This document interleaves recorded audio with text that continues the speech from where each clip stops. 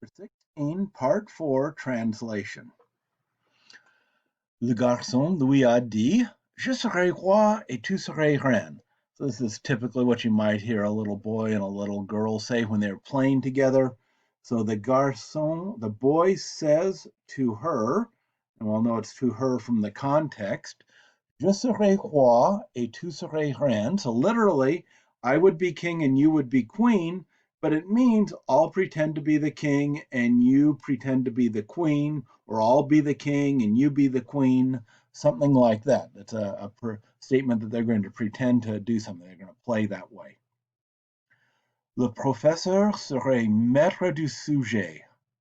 The professor would be master of the subject. We would translate that as the professor is supposed to be a master of the subject. Supposed to be for the for the conditional here. Le français serait la langue la plus belle.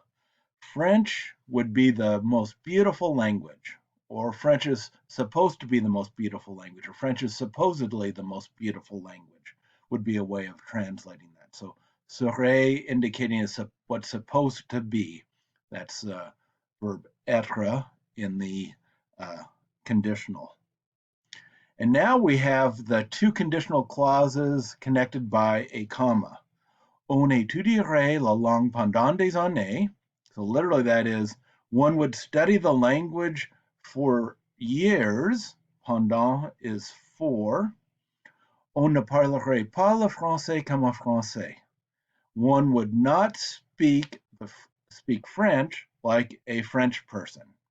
So we've got the two conditionals, and we could translate the first one, stick an even if at the beginning, and change the conditional to the present.